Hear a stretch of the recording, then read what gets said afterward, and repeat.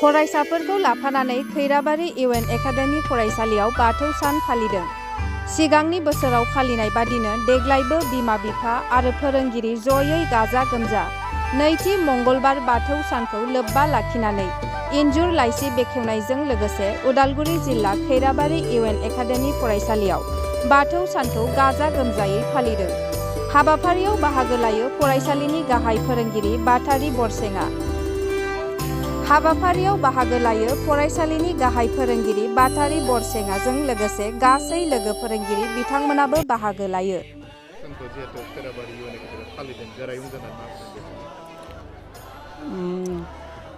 गिबि गिबियावनो आङो नोंथांमोननि चेनेलखौ बरायना लाबाय। जों बोसोरफ्रोमबो बे गोथार बाथौ सानखौ फालियै फालियै दिनै 19थि गोथार बाथौ सान सफैबाय।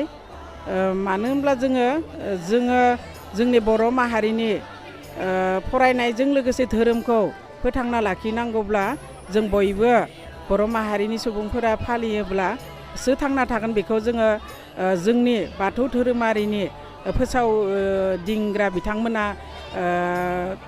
जोंनि बे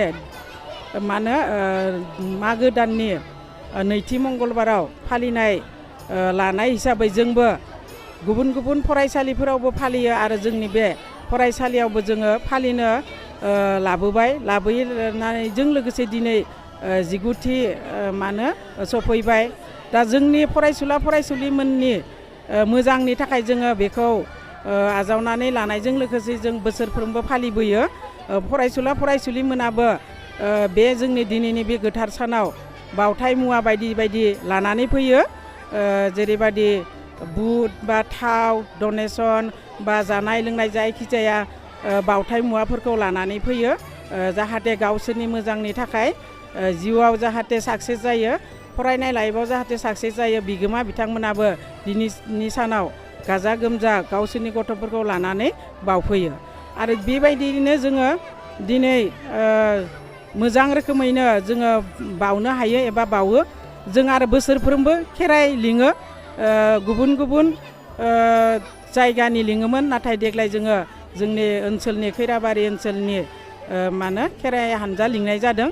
दा बे हिसाबैनो जोङो जाहाथे बयबो दिनैनि बे बाथौ फोरबोआव नुजाथिफैनाय गारजेनजों लोगोसे फरायसुला फरायसुलिमोनाबो मोजां रोखोमै फालिलांगोन एबा मोजां रोखोमै फालिनानै मोजाङै मोजां जोबलांगोन आं बेखौ मिजिंथियो।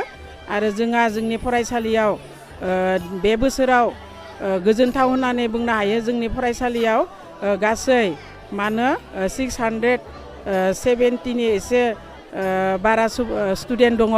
दा बे लेखायै जों सानो आरो फैगोन बोसोरफोराव जाहाथे आरो बिनिख्रुइ बांसिन जानो हायो आं बेखौ मिजिंथियो। आंनि बुंनो गोनाङा एसेनोसै। गोजोन्थों। गिबियावनो खैराबारि इउएन एकाडेमि फरायसालिनि 19थि जा बाथौ फोरबो खुंनाय, बे हाबाफारिनि गेजेरजों आंनि गोसो गोरबोनि सिबिनाय अननाय खुलुमनायखौ गासैबो बाथौ सिबियारि बर' माहारिफोरनिसिम बावहरग्रोनाय जाबाय। आं दिनै नैबे समाव खैराबारि इउएन एकाडेमि फरायसालिनि जा इन्जुर लेखा बेखेवनाय, बे बेखेवनायखौ आंखौ हरखाबै बिथांमोना खावलायनायलाय आङो बेखेवनानै होनाय जाबाय। आरो बेखौ बेखेवनो मोननानै आं जोबोर गोजोननाय मोन्दों। बिथांमोननिसिम साबायखर बावदों आंखौ बेखेवनानै होनो थिननायनि थाखाय। नैबे समाव जा इन्जुर लेखा, बे इन्जुर लेखाया बुंनो थाङोब्ला बेयो मोनसे हारिनि थाखाय मोनसे दलिल। बेयावहाय जोङो मोनसे हारिनिफ्राय मोनसे जायगानिफ्राय जोङो नामदांखा लिरगिरि जोङो सोरजिनो हायो।